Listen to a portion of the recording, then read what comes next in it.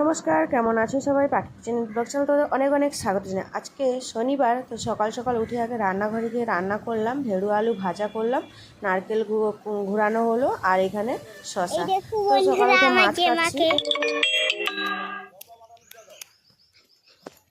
আর এইখানে আমার দাদা ভাই বসে আছে, আমার দিদা পান ভাঙছে, আর আমার দাদু এখানে তিলে কাজ করছে।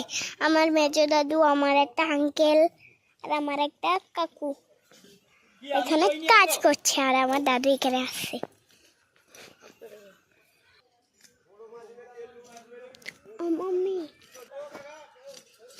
এই দেখো বন্ধুরা, আমার মা এখানে তিনটে মাছ কাটছে, রান্না করবো বলে।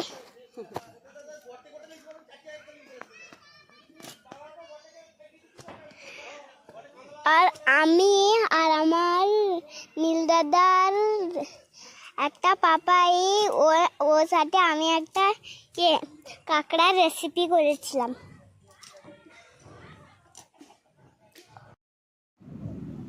তো আজকে অনেকগুলো মাছ কাটা হচ্ছে, কারণ অনেকগুলো একসাথে মাছ পড়েনি, এই জন্য একবার কেটেছিলাম, আবার একবার মাছ কাটলাম। আমাদের ঘরে আজকে কাজ হচ্ছে। এই যে আমাদের এখানে টিনের চাল ছিল এই সাইডটাতে, এটাতে প্রচুর জল পড়তো, এই জন্য এখন এটাকে কাজ করে দিচ্ছে, কারণ এখন বৃষ্টির সিজন এসে গেছে।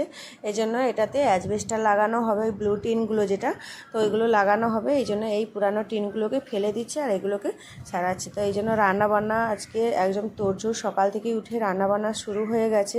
আর যেই টিনটা সরিয়ে দিয়েছে পুরোটাই আলোয় ভর্তি, আর এটা পুরো অন্ধকার হয়ে যেত যখন টিন থাকতো, পুরো অন্ধকার, যে ঘরের ভেতরে ঢুকলেই লাইট জ্বালাতে হতো। তো এখানে কাজ হচ্ছে, আর এখানে আমি ভাবলাম মাছগুলো কেটে নিই, তো রান্না হবে। তো কি রান্না করব?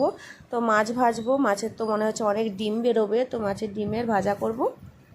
আর মাছগুলো বেশ কাটতে বেশ ভালো লাগছে, পুরো একদম জ্যান্ত, আর কি বলতো পুরো টাটকা আছে, তো তো ভালো লাগছে আমার। আর আমার এমনিতেই মাছ কাটতে খুব ভালো লাগে।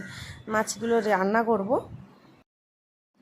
তো এখন মাছ কেটে পান্তা খেতে দিব, তো কারণ এখন 10টা না 9টা বেজে গেছে, এবার খেতে দিতে হবে। এই যে পান্তা ওদেরকে খেতে দিয়ে এখন আমরা নিজেরাই খেতে বসে গেছি। আর সত্যি বলতে সবার সঙ্গে একটা খাওয়ার মজাটাই আলাদা, একা একা ভালো লাগে না। আমাদের কি চাল নেই? আমরা কি বাইরে খেতে পাই না?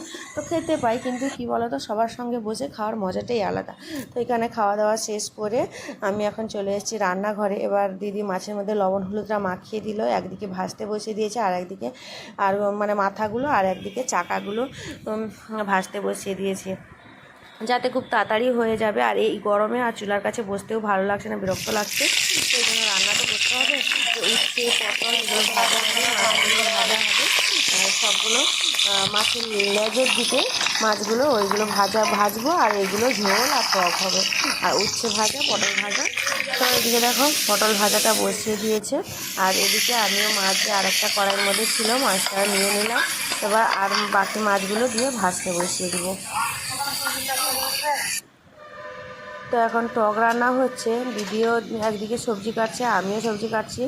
আর দুজন হলে কি হয় বলো তো, একদিকে ওই যে লতি পাওয়া যায় না, ওইটা কাটতে দেরি হয়, এই জন্য আমাদের হাতে খুব টাইম নেই, কারণ আমরা কাজ হচ্ছে আর এদিকে রান্না বান্না করছি। তো এই জন্য দুদিকে বটি নিয়ে বসেছি, সবজি কাটছি। আর এদিকে টকও হয়ে গেছে, টকে জল দিয়ে দিয়েছি, টকের ঝোলটা ফুটুক, এদিকে ঝোলের মশলাটা কষিয়ে নিই। এদিকে পেঁয়াজ, আদা, রসুন দিয়ে, টমেটো দিয়ে এটাকে কষাবো। টকের ঝোলের জুসটা ফুটে উঠেছে, এবার এর মধ্যে মাছগুলো দিয়ে দিলাম। এদিকে ঝোলেরও প্রায় রেডি হয়ে এসছে মশলা, এবার সর্ষে বাটাটা দিয়ে দিলে এটাতেও হয়ে যাবে।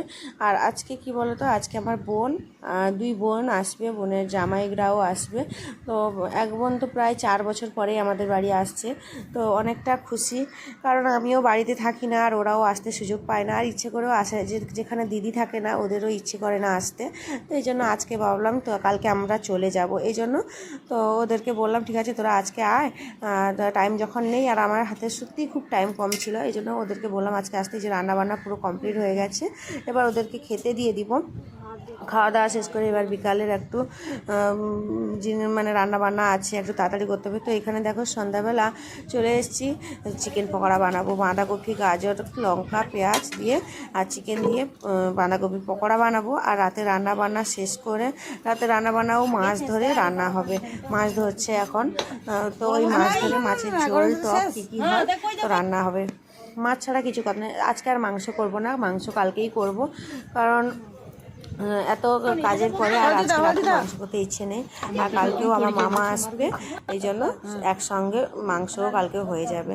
তো এই যে সকাল সকাল উঠে পড়েছি, বোন আর আমি, মানে আমাদের বাড়ির সবাই উঠে পড়েছে। তো এসে রান্নাঘরে চলে এসেছি আমার মেজো বোনে আর এই ছোটো বোন শাক তুলেছিল, মেজো বোন গিয়ে আর আমার দিদি দুজন গিয়ে তুলে নিয়ে এসেছিলো। এবার শাকগুলোকে ধুয়ে ও কড়াইতে ভাজতে দিয়েছে। আর দিদির কষ্ট হচ্ছে, বোনেরা একটু হেল্প করে দিচ্ছে।